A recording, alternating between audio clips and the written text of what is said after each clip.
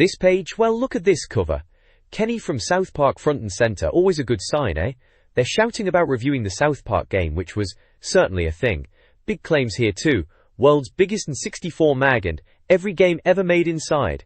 Ambitious to say the least. They've got a bunch of game reviews lined up. Looks like Star Wars, Rogue Squadron is in there, along with Bust-A-Move 3DX, NBA Jam 99, Rush 2, and Top Gear Overdrive. A decent mix of genres that. And hey, Mario's getting some love, they say he's back. Rush 2. Always good to see the little guy. Plus, there's a competition to win some Meccano, which is a bit random, but hey, free stuff is free stuff. Looks like a packed issue, promising a video, posters, and a buyer's guide. January 1999, this one. Proper nostalgia fuel. This page kicks off with Chef from South Park, bless his soul, stepping in to welcome us to the issue. Apparently, poor Steve has overindulged in Chef's famous chocolate salty balls, and is feeling a bit rough. Chef's bigging up the magazine, saying you've made a wise purchase, and featuring him and his South Park pals. On the left, they're showing off some official licensed Nintendo keychains. You've got the standard N64 controller ones in 5 colors for a few quid, then a fancy one with an LCD clock display for £1 more, and finally, a voice memo recorder key fob if you needed to dictate important thoughts while on the go. That one's a bit pricier. Available from Blaze and other game shops naturally. Down below, Chef shares what the lads, presumably the magazine staff, have been listening to. It's a mix of tunes, nothing too wild, just their current music tastes. And finally, they lay down the 8 commandments of N64 Pro. This is basically their promise to the reader. Honest reviews, asking for your opinion, keeping you up to date, digging out cheats, essential back then, the team talking to readers, experts writing, covering the best games, being reader interactive and crucially, not pretending to have played games they haven't. Sounds like a solid manifesto for an N64 mag, doesn't it?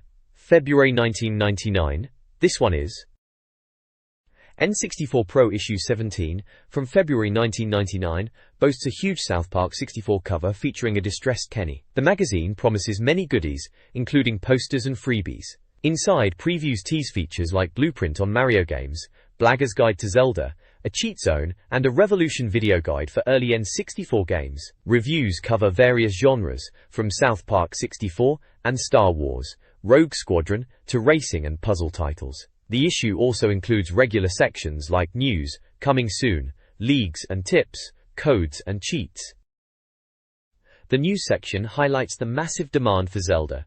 Ocarina of Time at Christmas 1998, with 250,000 copies sold out. Teasers preview a Mario fighting game, South Park's Under the Microscope feature, and Agent Tipex's game review. A Chameleon Twist 2 review praises the sequel as a significant improvement over the original. A unique competition challenges readers to kill Noali, a character's identity unknown, in 15 words. Finally, charts show Zelda, Ocarina of Time dominating the UK and N64 sales, along with other popular titles. This page dives into the upcoming games under the Blueprint section. First up is All-Star Tennis, promising serious tennis simulation with real players, accurate physics, and even motion capture. It sounds quite authentic, though they mention a slightly daft bomb mode where bombs appear on the court, proving it doesn't take itself too seriously. Looks pretty sharp from the screenshots. They reckon it'll be out in March 99. Then get this, Nintendo are dropping a Mario Golf 64. Yep, Matza is ditching the castles for the fairway. It's described as more about entertainment than strict realism, which is exactly what you'd expect from Nintendo. They're lining up 10 golfers, including Mario, Luigi and Peach, with others like Link and Donkey Kong likely candidates. Apparently Bowser's been too lazy to kidnap Peach, so they decided to go golfing instead. Sounds about right. The game boasts 108 holes across 6 courses and physics based on wind and spin. As they say, you know it's something special when Nintendo get involved. It's still early days, expected sometime in 1999. Big blue graphics shout "New balls please," and time for tea across the page, with screenshots showing the action. Looks like summer 99 on the N64 is shaping up nicely. This page carries on with the Blueprint look at upcoming games, and get a load of this. Smash Brothers! Right, so forget all that brotherly love nonsense you might expect from Nintendo characters. This is apparently an all-out mass brawl that makes WWF look like a tea party. The concept is just genius. Imagine all your favorite Nintendo heroes, maybe after a few too many down the local pub, just going at it hammer and tongs. They're lining up 8 fighters for this dust-up, including the usual suspects like Mario, Donkey Kong, Kirby, Fox McCloud, and Samus. Plus Yoshi and Link, and yes, even that, Pikachu. They're not messing about either. Each fighter has their own unique 3D arena packed with stuff to interact with, and they've all got their own signature moves. We're talking Link using his Master Sword, Yoshi, with his tongue-lashing eggs, and apparently Pikachu can just cause nausea by blinking at you. Mental! Warinchu! The real corker is the 4-player Battle Royale mode. You can actually have Link and Fox McCloud ganging up to thump Mario, probably with a cheering Yoshi bouncing around in the background. Nintendo are clearly thinking outside the box here, letting you train your own champion. It's expected out in the first quarter of '99, and honestly, who knew Nintendo characters had this much fight in them? Looks like quite the party, or perhaps just a right old tear-up. Oi Mario, did you spill my pint indeed? This page moves on to another rather intriguing prospect from Nintendo. Mario Party. Blimey, after reading about them all having a proper dust-up in Smash Bros. On the previous page, it seems they've decided to settle things in a slightly more civilized manner, by playing a board game? Or hat cals. Don't let that fool you though, the article is quick to point out this ain't no boring Ludo convention. The boards are jam-packed with sights and sounds straight out of the Mushroom Kingdom, and sprinkled throughout are tons of mini-games. We're talking 50 of the blighters. These aren't just coin flips either. The screenshots show all sorts of bizarre going gamison, from bowling and bobsleighing to what looks like bombing Bowser, and even tightrope walking. You play these mini-games to earn coins and stars, all vying to be the superstar. It's for 1 to 4 players, and the reviewer seems genuinely excited, calling it a proper party and promising you won't wake up with a massive hangover. Frankly, after the sound of that Smash Bros. Brawl, a nice relaxing party game sounds just the ticket. It's due out in the first quarter of '99, so not too long to wait for this shindig. Looks like Nintendo are really branching out, aren't they? A board game with minigames? Who'd have thought it? This page is packed with goodies. First off, there's a cracking great big giveaway, offering the chance to win a massive Meccano kit worth £650, which looks like a proper beast of a crane. They're celebrating Meccano's 100th birthday apparently. Right below that you could also bag yourself some Duke Nukem action figures from Bandai. Looks like Duke's brought some of his mates and enemies along for the ride, like the Pig Cop. They're giving away £250 worth of these plastic heroes, or villains. For both giveaways, you just need to answer a question on page 16. Easy peasy. Down the bottom the magazine is calling out, Gen 64 Pro needs you. They want reader reviews. You can write a short review, up to 30 words, for any N64 game, send it in with a photo of yourself, and you could win a prize. Looks like they even have a little form ready for you. Warrington. Over on the right, there's a rather prominent advert for New Age consoles, a retailer selling Dreamcast, PlayStation, and N64 hardware and import games. They list a load of titles and consoles, telling you to call for the best prices or pop into their shop in Croydon. They certainly seem proud of their service. This page is absolutely rammed with stuff. Kicking off with the continuation of the great big giveaway, you could win some proper cool life-size South Park cutouts, thanks to HMV, no less. Plus, there's a chance to bag yourself one of 25 rather nifty N64-shaped keyrings made by Fire. Ah, the glamour. Below that is the entry form covering all the giveaways mentioned across these pages, including the Meccano kit and Duke Nukem figures from the previous page, as well as the South Park cutouts and the keyrings. Just answer a few simple questions, fill in your details and send it off. Easy money. Well, prizes. Down the bottom, they're running another competition to find pesky varmint scoop hiding somewhere in the reviews section. Find him and you could win a couple of new N64 games. Good luck tracking that rascal down. Warrington Norcrew. But the main event on the right is the UK's biggest and best audio cheats service. Remember these? Premium rate phone lines dishing out cheats and tips for N64 and apparently over 400 PSX games too. They list loads of games like Banjo-Kazooie, Lara Croft looking rather ready for action, and even Link popping up. There's also a separate competition hotline number where you could win a massive haul of consoles and games. A TV, PlayStation, N64, Dreamcast, Metal Gear Solid and more. Crikey, you could set yourself up nicely with that lot. Just ring the numbers and see what you can get your hands on. Scoop's Games Gallery showcases upcoming titles. Monaco Grand Prix, a racing sim from Ubisoft, is expected to be a top N64 title in May. A Neon Genesis Evangelion fighting game, from Bandai, is also slated for a UK release in mid-1999. Tonic Trouble, a French platformer, is finally slated for release in March. LEGO Racers, a LEGO-themed racing game, will be available this spring. Finally, Rayman 2, Ubisoft's anticipated N64 game, is predicted to be a success, due in May. This page lays out the plan for 1999, promising another absolute ton of games are hitting the N64, with everything from the utterly ridiculous South Park to the highly anticipated Perfect Dark apparently landing this year. Better start saving your pennies then, eh?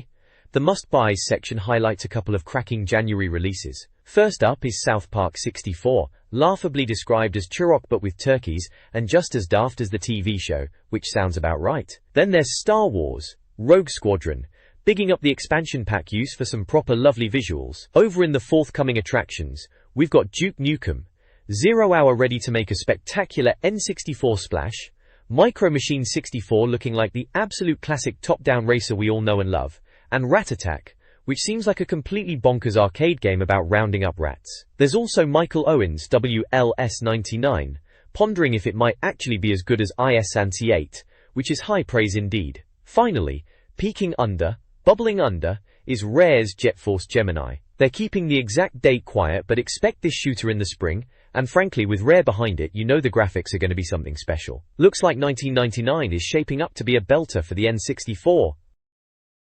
This page introduces the software house leagues, ranking N64 publishers based on game reviews. A points system, using expert panel scores, divides publishers into Premier League and Division 1. A N64 Pro Reader Dream Team features Matthew Hodges' selections, comparing games to football players. An overall picture section summarizes games, using food metaphors. The Hall of Fame highlights Nintendo's dominance, particularly Legend of Zelda, Ocarina of Time, and other notable titles.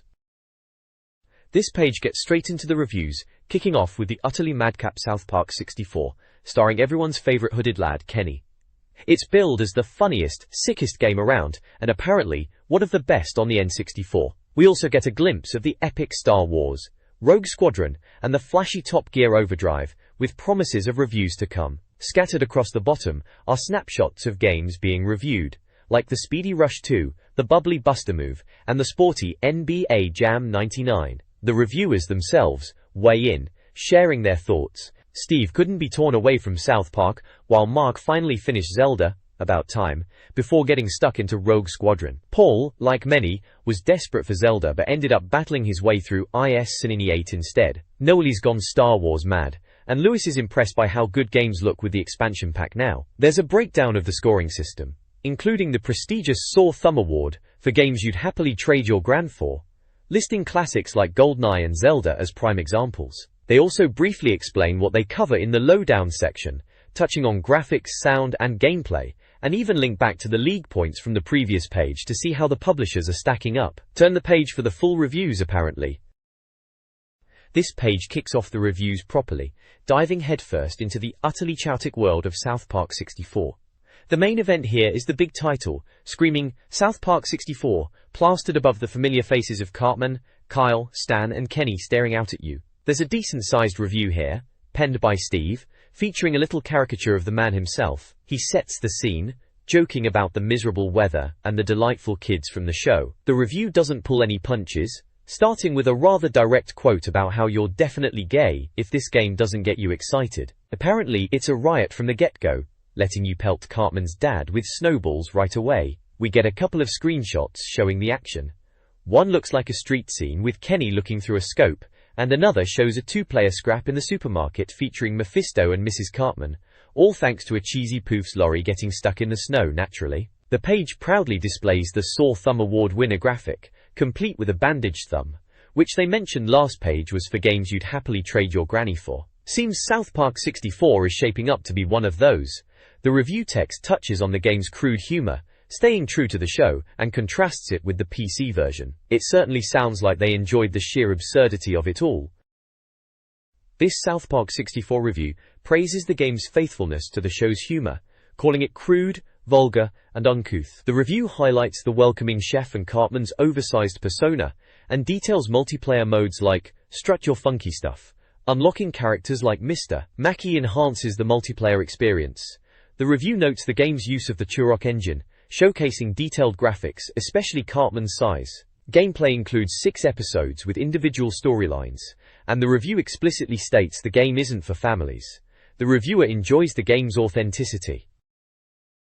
This page continues the look at South Park 64, and blimey, Kenny takes up a fair chunk of real estate here, looking as perpetually miffed as ever, muttering his classic muffled lines. We get another look at the game's visual style, which ties back to the Turok engine discussed on the previous page, showing off the character select screen with the main lads Cartman, Kyle, Stan and Kenny, as well as various gameplay moments. There's a section called Scary Spooky Stuff, which gives a glimpse into some of the episode's storylines or cutscenes, featuring Chef and that infamous comet. The reviewer highlights the game's wacky weaponry in Don't Eat the Snow, mentioning flinging snowballs, and the rather unpleasant-sounding yellow stinking/juice, which sounds exactly as charming as you'd expect from South Park. They also touch upon the Terrence and Phillip dolls as weapons, complete with a nasty fart cloud effect, proper classy. Finally, the Big Gay Pals section delves into the multiplayer, which the reviewer reckons is where the game really shines. They even compare the 4-player split screen chows favorably to GoldenEye, which is high praise indeed in '99. No slowdown or graphical hitches apparently. It sounds like they're really enjoying how faithful the game is to the show's crude humor and bizarre nature. This South Park 64 review scores a 92%, praising its hilarious, foul-mouthed humor. Multiplayer is highlighted as superior to the single player, though some repetition is noted. Graphics and sound receive top marks, while gameplay gets an 8/10 for its consistent humor. The game's replayability is excellent, with impressive lastability. Mass destruction elements, like a unique ray gun, and unlockable characters add significant appeal. Reviewers universally praise the game's comedic faithfulness to the show, suggesting it's a must-have for fans and a guaranteed good time for anyone else. This page jumps into a galaxy far, far away, with a review of Star Wars: Rogue Squadron. The story sets the scene after the first Death Star went bang, with the Empire gearing up for a fight and Luke Skywalker leading the crack team of starfighter pilots, Rogue Squadron. The reviewer seems pretty chuffed, mentioning the game lets you step into the flight suit of the Rebellion's finest. You'll get to fly a load of iconic ships like the X-Wing, U-Wing, O-Wing, Snowspeeder, and even the V-Wing. The missions sound varied too, covering everything from dogfights and ground attacks to escort duties and rescues, all set in familiar Star Wars spots like Tatooine and some new ones like Mon Calamari. One of the highlights mentioned is how accessible it is, suggesting you can just put your brain on autopilot or go full throttle and just enjoy the ride, which is a nice change from overly complicated flight sims. The graphics and sound get a special mention for being spot on. There are a couple of screenshots showing swings in action, one over Mos Eisley, and a close-up shot. It even bagged a Sore Thumb Award winner badge, which usually means it's a damn fun game. Looks like a proper blast. This section of the Rogue Squadron review delves into gameplay mechanics, highlighting flight school basics, like radar use, speed control, and enemy handling. Graphics are praised as stunning, particularly on the N64 with the expansion pack, with landscapes and ships described as top-notch. Sound and music are also commended for enhancing the atmosphere. Screenshots showcase diverse missions, including dogfights, AT-AT takedowns, and missions like Ambush at Mos Eisley. Finally, the review introduces the key pilots, featuring familiar faces like Luke Skywalker and Wedge Antilles. The next page lands smack bang in the middle of that cracking Rogue Squadron review, hitting you right in the face with a massive 92%, absolutely stonking score, and the mag explains why. It's basically every Star Wars fanboy's dream, looks and sounds amazing, and is packed with action that's just plain fun. They break down the scores, giving graphics and sound top marks, and the gameplay and lastability decent scores too. You get a good look at some of the classic ships from the Rebel fleet, like the trusty X-Wing and the nippy O-Wing, and the big old U-Wing. But let's be honest, the Imperial side is where it's at, showing off those scary AT-AT walkers, which apparently love being tied up. The smaller ATPTS and ATSTS, plus the iconic TIE fighters, bombers, and interceptors. They show you some great screenshots of the action too. Bombing bases, flying in formation, and loads of explosions. The review touches on the atmosphere, saying the galaxy just oozes from the game, even mentioning that while there's a bit of annoying fog in places, the frantic action and cinematic quality more than make up for it. Honestly, hearing that TIE fighter dogfight compared to watching a movie trailer hits the nail on the head. Other folks chipping in at the end seem to love it too, calling it brilliant and a real corker. Proper good stuff. This page flips over to a review for Top Gear Overdrive. Blimey, look at that car with the chompers. Bit mental that. The big red title tells you exactly what you're in for. Roaring engines, and likely a few crashes. The reviewer, James, kicks things off with a bit of chat about the N64 Pro philosophy of finding games that encourage breaking the rules. Sounds about right. He admits he was getting a bit fed up with racing games, but this little corker landed in his lap. Apparently, it manages to get the old burning rubber bug back, which is high praise indeed. They even managed to snag a Sore Thumb Award winner badge for it, so it must be doing something right. There are a few screenshots showing the game in action, looking decent enough for the time, and one even has a little speech bubble suggesting it's a good time for nitro boosters. Down at the bottom you get a look at some of the cars you can choose, all with daft names like Beetle Creeper, Super Supra, Four Wheel Steel, Classy Chassis, Vicious Viper, Hummer Runner, Pricey Porsche, Ferocious Ferrari, Jazzed Up Jeep, and the Dream Machine. Sounds like a right mix of motors there. And check out that speech bubble from the car's mouth. Slow down, you bloody speed freak, my gums are covered in mashed bugs. Hilarious. Overall, seems like they found something to like about this racer despite being a bit jaded. This Top Gear Overdrive review delves into the game's tracks and features. Detours like Quicksand, a beach shortcut, and Trex Trek, featuring a dinosaur, are detailed. Cold Cut, on the Frigid Peaks track, is highlighted as rewarding but challenging. Car-specific handling advice, like the VW Beetle's tunnel navigation, is provided. The limited initial car selection is noted, with better vehicles seemingly locked away. A basic N64 controller setup diagram is included. Multiplayer is described as competitive, similar to SNES Mario Kart. The reviewer encourages players to use shortcuts for cash bonuses, suggesting a focus on cheating. Money is a significant aspect of the game, but not as crucial as in F1 titles. The review overall seems positive. This Top Gear Overdrive review praises the game's improved handling, graphics, and multiplayer. The Wet n Wild Detour and Downtown's Bypass class shortcut are highlighted. Visuals are fantastic, especially with an expansion pack. Gameplay receives an 8/10, with graphics a 9/10, but sound needs refinement. Overall, the game scores a 91% and is deemed a dream for dodging drivers and perfect for multiplayer. The review also includes diverse opinions from reviewers and readers, mostly positive.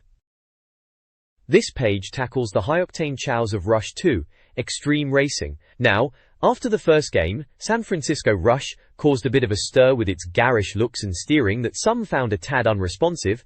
The sequel promises to fix all that. Our man Mark seems pretty happy, stating the steering is spot on this time, and the graphics and sound have had a significant overhaul. Rush 2 expands its horizons, taking you on a destructive road trip across America, hitting cities like New York, La La Nun, and Seattle. Forget just racing. You'll be smashing through traffic, finding hidden shortcuts, and even driving through water. The review highlights the game's arcade roots and aggressive playstyle, asking if you can handle the rush and survive impossible scenarios. There's a good look at the Hot Wheels available, showcasing a variety of vehicles from powerful muscle cars to the speedy exotic, and even a taxi for causing commuter chows, each designed for tearing up the asphalt and exploring those secret routes. Screenshots show the frantic action, including finding keys for unlocks and the inevitable shortcut fails. Seems like a proper blast. This page dives headfirst into the review of Rush 2, Extreme Racing, and blow me down, it's bagged a solid 80%. Our main man Mark reckons it takes everything ace about San Francisco Rush and pumps it up 10 times over. He's chuffed with the steering and handling, saying there's more racing and less of that airborne chows, though he admits it's still a bit too close to the original for some, and the graphics, while not blocky, are apparently still a bit garish and could do with a polish, as could the sound according to some ears. The game serves up a load more American beasts like Corvettes and Mustangs, and you can tart 'em up with stripes and colors before you inevitably smash 'em to bits. The real fun is tearing through cities on wild hidden routes. Forget boring shortcuts, you're flying over subways and through buildings. Tracks like the bizarre stunt track, Rock, Crash, and the chill Hawaiian circuit are mentioned, promising secrets and high-speed antics. The breakdown scores show it shines brightest in gameplay and lastability, less so visually or orally. Other folks chime in too, with opinions ranging from loving it to finding it a bit dull. Typical can't please everyone. Knife Edge receives a dismal 52% review.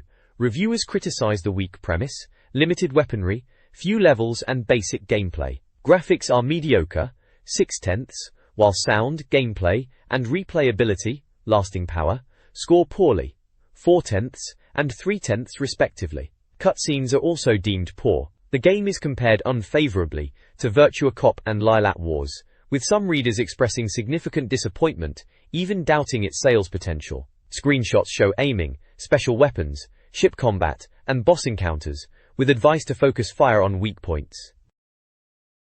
Bust-A-Move 3DX is a highly addictive puzzle game, where players burst bubbles to send characters to other worlds. The core gameplay involves matching 3 or more bubbles of the same color. The 3DX version has slightly improved graphics, and retains the easy-to-learn, hard-to-master gameplay of the original. The review highlights various characters with unique attack styles, including Luna, Jack, Marina, Musashi, Pretio, Bubloom, SSB, and Twinkle. A 4-player mode is a standout feature. The review praises the game's simplicity and fun factor. This page kicks off with the conclusion of the Bust-A-Move 3DX review we saw earlier. It seems they gave it a cracking 82%, which sounds about right for a game that's basically the same brilliant thing we've been playing for years but with a few extra bubbles and buddies to pop with. The breakdown gives decent marks across the board, praising the addictive gameplay and saying the graphics are better than the SNES original, which, let's be honest, isn't saying much but it's accurate. There's also a little section suggesting other puzzle games like Weetrix and Tetris, if you're looking for more brain-bending action, and a few other opinions chime in, mostly agreeing that it's a top puzzle game, especially if you're new to the series or want that 4-player madness. Then we slide over to Holy Magic Century. Bless 'em, the reviewer Dan Whitehead points out the rather random title, which, fair play, is a bit daft. It's an RPG, apparently meant to be the N64's big entry into the genre, but the text hints it might be a bit of a disappointment, even comparing it unfavorably to Zelda, which is harsh but probably deserved given how few decent RPGs we got on the N64. The screenshots show a slightly awkward-looking hero and some blocky environments, and the little speech bubble from the character is quite funny. Overall, it sounds like a bit of a damp squib compared to the puzzle perfection of Bust-A-Move.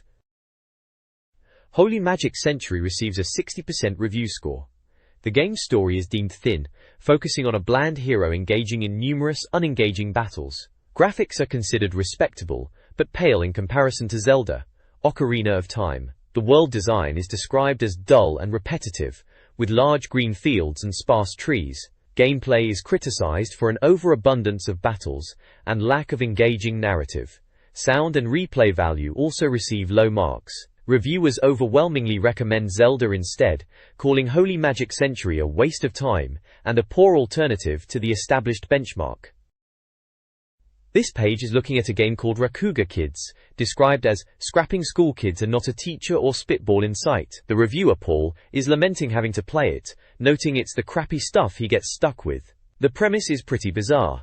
The main reason to fight is a stolen crayon, apparently. The game features characters that look like drawings come to life. The reviewer muses on the Mardzas, who stole the crayon and what the whole thing is about. Screenshots show some truly oddball fighters, like a pink blob, a walking dustbin, and a guy who turns into scissors. The controls are explained with a diagram showing how to punch, kick, jump, and use magic. The text describes the fighting style as a bit clumsy, likening it to mong around the screen like a fat drunken uncle dancing to Firestarter. The characters are acknowledged as weird, including a super geek guy, a dustbin man, and the suggestion that some fighters are legless. The review points out that judging distances is tricky, because the characters are flat drawings and can change form, adding to the variety bugger of the moves. Ultimately, it's a weird fighting game with unique drawn characters. This page continues the look at Rakuga Kids, titled Hard as Nails, which is clearly the reviewer having a laugh. It shows off more of the absolute bonkers character roster, with names like Goose Attack, Pocket Rocket, and Bin Batterer, along with glimpses of stages like Cactus Crazy.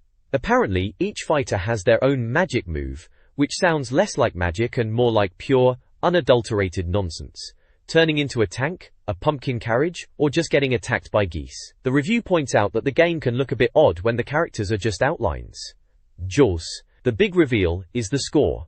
A respectable, if not exactly world-beating, 65%. Reviewer Paul explains his reasoning, acknowledging the game tries to be different, but ultimately feels it's just okay. He gives it a middling score breakdown, noting the graphics are colorful but flat, the sound is a bit annoying, the gameplay is too weird with loose control, and it's only really got legs with a mate. He half-jokingly suggests playing Mortal Kombat 4 instead, which oozes quality, whereas this one just oozes. Other opinions seem mixed, ranging from finding it quirky to enjoying it like Street Fighter, though one reader didn't pay for it. The whole thing looks like a right laugh, even if it doesn't play like a classic fighter.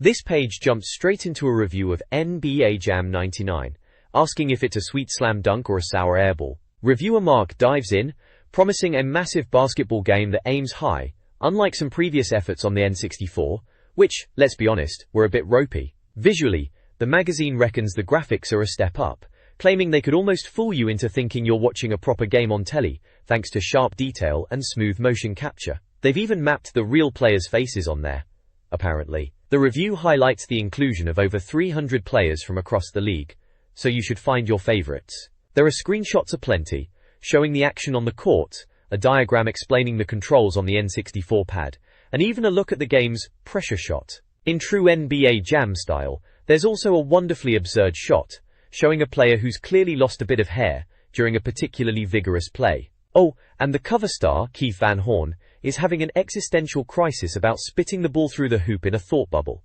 Classic Jam silliness. It sounds like they've nailed the arcade feel, with improved visuals. NBA Jam 99 receives an 80% score in this review. While praised for its stunning graphics and overwhelming stats, gameplay is criticized for a lack of pick-up-and-play fun, deemed hugely boring for casual players. The focus on realism over arcade excitement makes it better suited for dedicated NBA fans than casual gamers. The reviewer prefers NBA Courtside for its more accessible gameplay, despite NBA Jam 99's visual superiority. Overall, the game is a strong title for those deeply invested in NBA statistics but may not appeal to players seeking a fun, fast-paced arcade experience. This page dives straight into the review for NHL Breakaway 99, and crikey, the reviewer knowingly isn't pulling any punches. The whole premise is that this game is essentially the exact same thing as last year's NHL Breakaway 98, like a total Groundhog Day scenario. There's a great opening line about inventing a time machine and only going back to last year to play the same game. The review bemoans the absolute lack of graphical improvements. Apparently, the textures and details are identical, and they've just stuck a 99 sticker on the cartridge. Ouch. Even the sound hasn't seen much love, just a couple of new effects.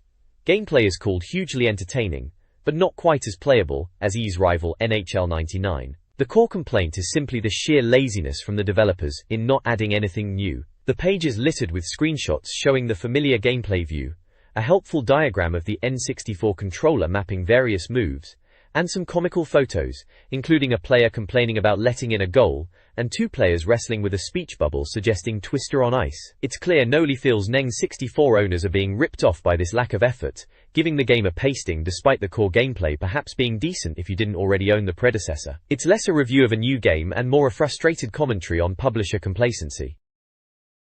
This page follows on with the brutal review of NHL Breakaway 99, delivering a final score of 68%. Blimey, no one really didn't pull any punches. The main beef is crystal clear.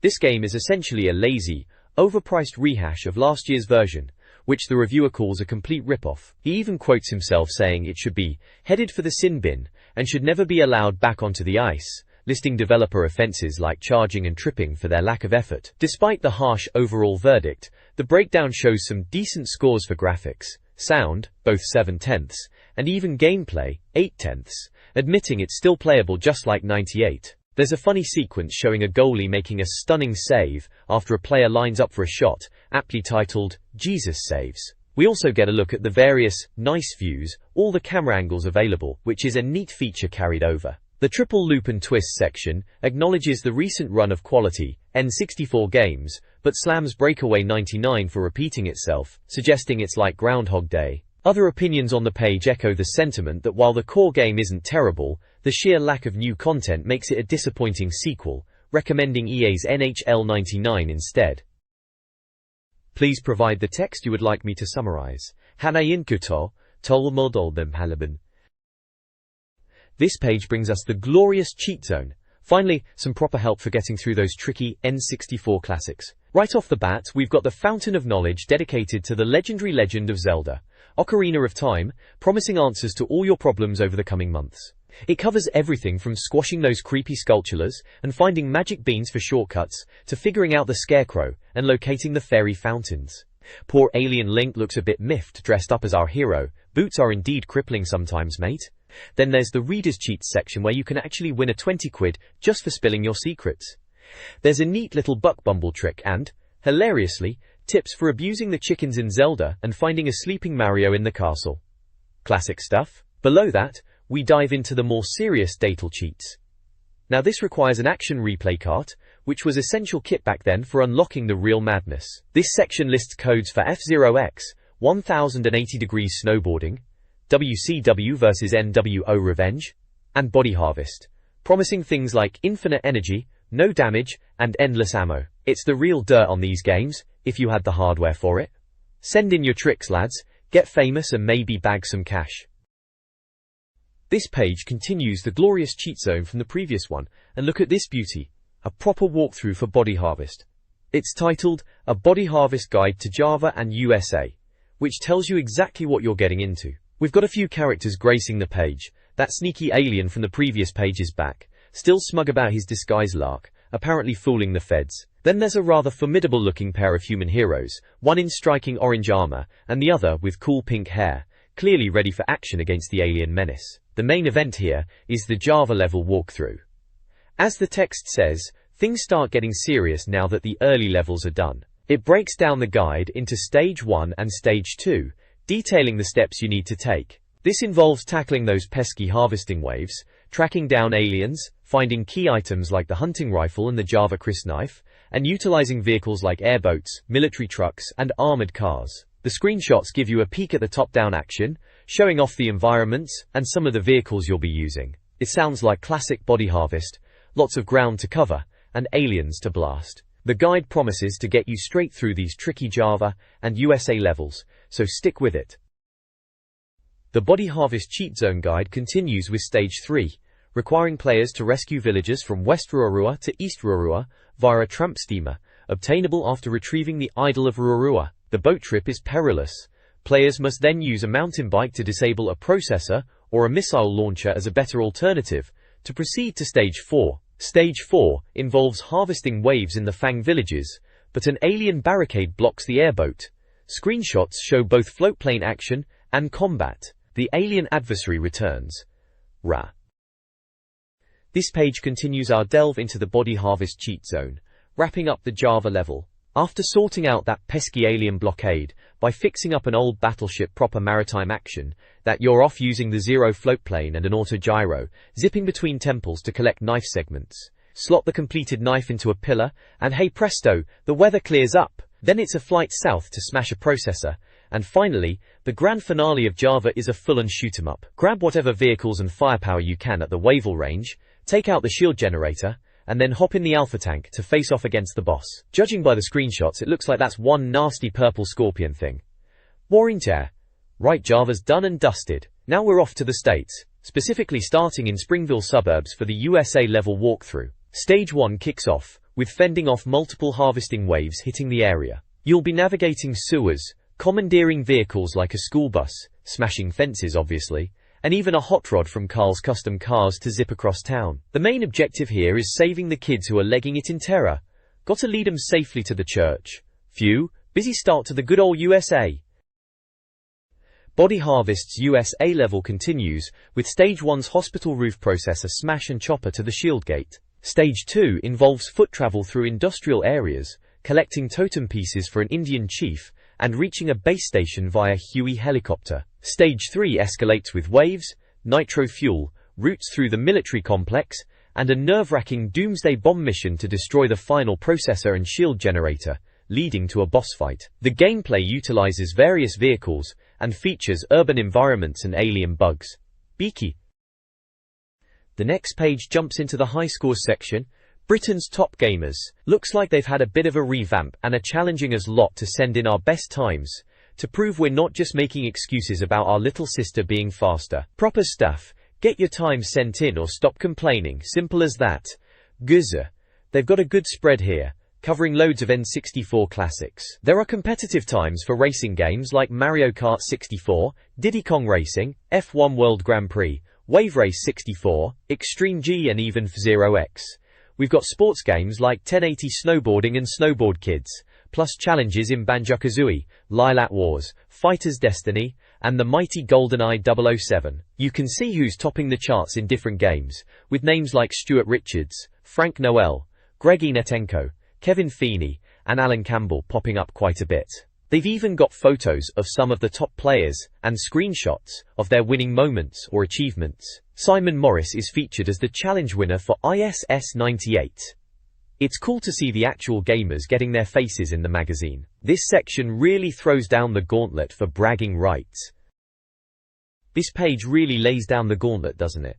The N64 Pro team are challenging us lot, the readers, to prove our mettle. Each member has picked a game and set a specific task, just to show us how it's done, I suppose. Warrington Norse, we've got challenges across a solid range of titles. There's a proper test of nerve in GoldenEye 007, requiring a high percentage of headshots on the facility level. Then there's a need for speed in Wipeout 64, trying to beat a blistering time on the Terrapumo circuit. Racing fans also get a look in with an F1 World Grand Prix challenge, focusing on strategy and speed at the Australian Grand Prix, and a downhill dash time trial in 1080 snowboarding. For adventure game aficionados, there's a hurdle race challenge in Zelda, Ocarina of Time at Lon Lon Ranch, and a task in Banjo-Kazooie set in Bubble Gloop Swamp. Even tennis gets a nod with a tricky challenge in Let's Smash on the hardest difficulty. The gauntlet's not just thrown at us though, we can throw it back. There's a section for readers to submit their own challenges. And of course, if you manage to beat the pro team or send in the best reader challenge, you'll bag yourself some N64 goodies and earn some serious bragging rights. You just need to fill out the form, send in proof of your achievement and a photo of yourself. Easy peasy, get your face in the mag. This page is a bit of a split personality. On the left we've got a massive advert for Gameplay, one of the big mail order places back in the day. They're shouting about being Britain's largest supplier with competitive prices, 48-hour delivery, and a solid service guarantee. They've got the N64 consoles themselves, loads of games listed, though not every single one thankfully, and all the essential accessories like the Top Gear steering wheel, rumble packs, memory cards, and even those inflatable chairs. Remember those? Brilliant! Then, over on the right, it's the official N64 Pro subscription form. And who better to help flog magazine subscriptions than Kenny from South Park? His muffled threat to subscribe, or we'll kill Kenny, is certainly memorable, isn't it? They're offering 13 issues for a decent price, £20, which is a pretty good saving. You can subscribe by post, hotline or fax, and pay by check, PO, credit card, or direct debit. There's even a bit asking how often you buy mags and where classic market research. Plus, a tiny little cutout form for Gameplay at the very bottom right, just in case you missed the massive advert next to it. The next page is a rather enticing reader offer for you 64 Pro loyalists. It's a special deal to visit Granada Studios, touted as Europe's biggest film and television attraction, promising the thrills and spills. And the offer is a good one. You can get tickets for just £7.50 each, which is a cracking saving of £7.50 off the standard adult price, and cheaper than the usual kids price too. It looks like a proper varied day out.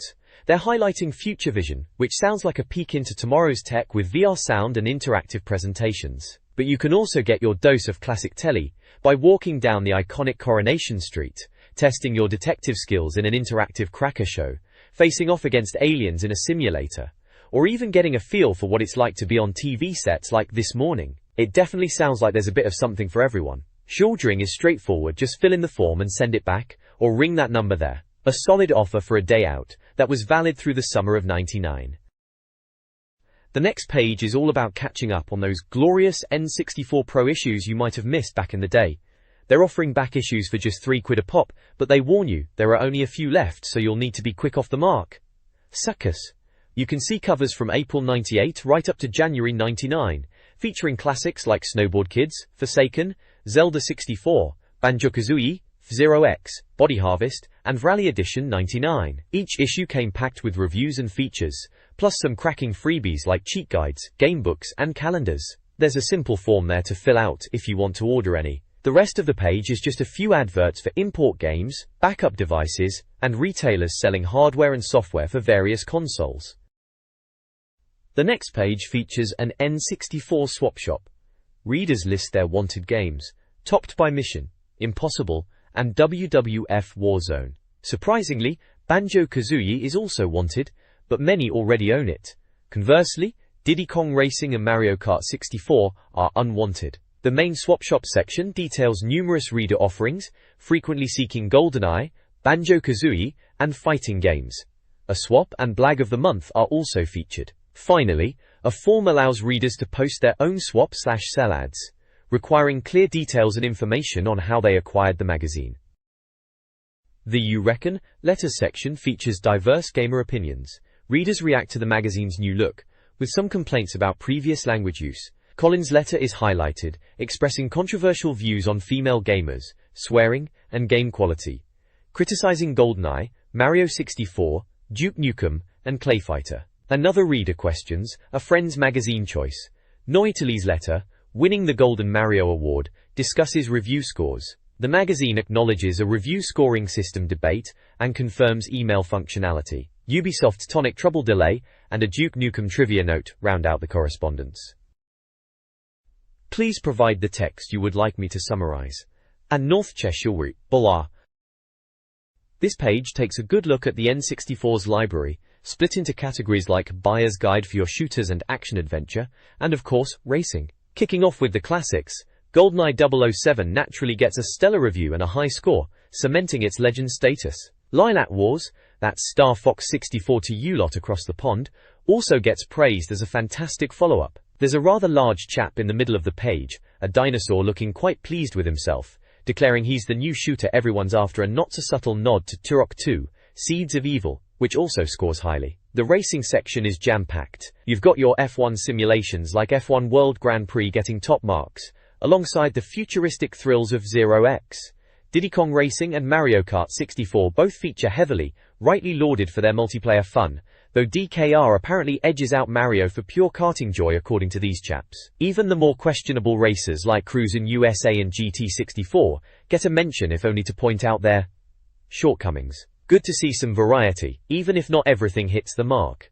A solid overview of some of the best, and a few of the not-so-best on the system. This page continues the essential buyer's guide, dipping into more racing entries before launching into the brawlers and brain teasers. We've got solid races like Wave Race and Wipeout scoring highly and rightly earning sore thumb awards, proving the N64 could do Hydrojet and Antigrav justice. There's also a rather striking lady in the middle, looking slightly frazzled after apparently hitting 300 miles per hour. Then we hit the big, bold fighting section. It's a mixed bag, as you'd expect. Mortal Kombat 4 gets a decent showing, deemed one of the best beat-em-ups around, though its mythology spin-off is absolutely slated, scoring a miserable 28% ouch. Fighters Destiny and Biofreaks fare much better, but stay well clear of stinkers like Dual Heroes and Clay Fighter, which frankly sound like they should never have seen the light of day. Finally, the puzzle section offers some gems. Buster Move 2 is an absolute classic, and Space Station, Silicon Valley sounds wonderfully weird and gets a fantastic score, even earning a sore thumb award itself. Glover and Tetrasphere also feature, rounding out a varied selection beyond the usual suspects. A good overview of the N64's diverse library, separating the wheat from the chaff. This page continues the essential buyer's guide, moving into the world of platformers and sports. The platform section features some absolute classics. Banjo-Kazooie earns a cracking 96% and a sore thumb award, described as a work of sheer genius and a rival to Mario. Speaking of which, Super Mario 64 is here too, grabbing 94% and another sore thumb, called the best video game ever. We also see the quirky Mischief Makers at 80%, the improved Bomberman Hero hitting 83%, and the beautiful 2D world of Yoshi's Story scoring 88%. Even games like Gex and Chameleon Twist get a look in with decent scores, offering some variety. Then we hit the sports section, and the N64 certainly delivered. The football entries are top-notch, with IS-98 leading the pack at a massive 96%, and Madden 99 not far behind at 92%, both earning sore thumb awards for being excellent representations of their sports. Baseball is covered with solid entries like Major League Baseball and All-Star Baseball. Basketball offers a mixed bag. Kobe Bryant in NBA Courtside is a good game, but NBA Pro 98 with its blurry graphics and tedious gameplay should probably be avoided. managing only 65%. The Nagano Olympics Games also feature, adding some winter sports and hockey to the mix. It's a robust sports lineup, highlighting some real winners on the console. Please provide the text you would like me to summarize. Bunny v. Zine. This page sets the stage for what's coming next month, putting Turok 2, Seeds of Evil front and center. Apparently folks were struggling with the Raptors, so they're promising a handy guide to help us all out. About time. There's a review lined up for FIFA 99, pondering if EA's big football brand would actually be different this year.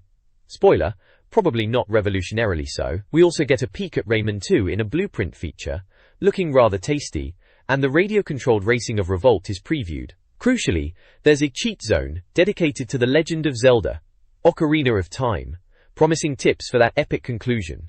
Because, let's face it, who didn't need a hand with that masterpiece? The rest of the page is dominated by various sales offers and club memberships from Special Reserve, peddling consoles, games, and peripherals, with promises of discounts and freebies.